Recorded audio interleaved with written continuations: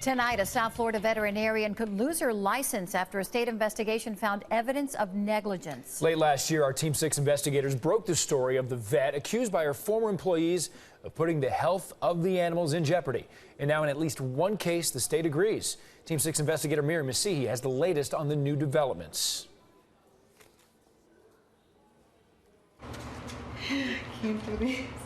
The state's findings are a painful reminder to Cheryl Postel about what she says her dog, Charlie, endured while in the care of Dr. Perez-Tirse.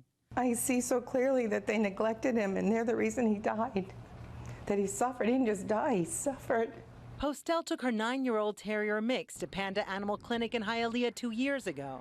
He was due for his rabies shot, and he had not been feeling well. Charlie stayed at the clinic a few nights after tests showed his liver wasn't functioning well. At first, Postel says he seemed to get better. And my dog was happy and licking us and barking and wagging his tail. But Postel says that all changed when no one was there to monitor Charlie for 24 hours because the office is closed on Wednesdays. She says when she saw Charlie again, he was lethargic, nothing like the energetic dog she knew. On the way home, Postel says Charlie started convulsing. She raced back to Perez-Tirse's office, but says Charlie's condition just got worse.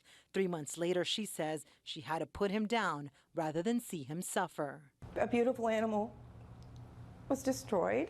Postel filed a complaint with the Florida Board of Veterinary Medicine against Perez-Tirse. The state investigated, and according to the complaint, Perez-Tirse failed to accurately assess and treat the condition Charlie was admitted for. She also left him unmonitored for 24 hours. The result, the complaint alleges, Charlie had seizures and damage to his brain. The state also alleges Perez-Tirse is guilty of incompetence or negligence and that she made changes to the medical records submitted to the state. Alicia Morgan, whose kitten was treated by Perez-Tirse, says she's relieved the state is taking action. Oh, she was my baby.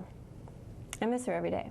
Morgan says her kitten LJ developed gangrene after being declawed by Perez-Tirse. The state is investigating her case, too. She stripped her from my life. I mean, yeah, she hurt me a lot. Team 6 investigators went inside the clinic last fall to investigate claims made by former employees that Perez-Tirse put animals in danger by reusing medical supplies, including needles. Some of them used so many times, they say, the tips were dull. And if you see the needle, it's a little bent. They also claimed that pet body parts weren't discarded after surgery.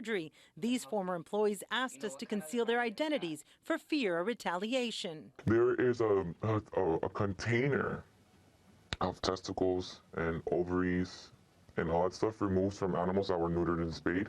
Day by day, they normally take some out to put it in the food to be able to feed the dog. Team 6 investigators have obtained photos that appear to be taken at the vet clinic.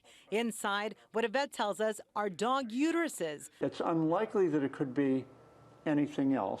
Dr. Robert Foley is a practicing veterinarian and attorney who teaches veterinary law. It's near unbelievable, and I saw the photos. It's left me speechless.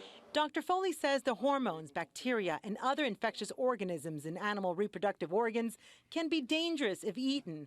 Perez-Tirse declined our request for an interview, but last fall she called allegations of reusing medical equipment and using body parts for food lies. I would never harm or compromise any animal under my care, under any circumstances. As for Charlie, in a letter to the state, Perez-Tirse says Charlie received all the necessary treatments and claims Postel took the pet home against her advice. She says that made the pet worse. The state says Perez-Tirse failed to document Charlie's treatment, and she treated him with a drug taken off the market in 1977, 37 years ago. He was my best friend. My life hasn't been the same without him.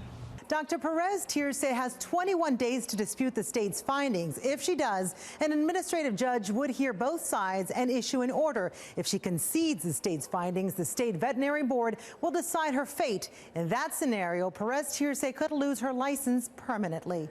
For the Team 6 investigators, Miriam Masihi, NBC6.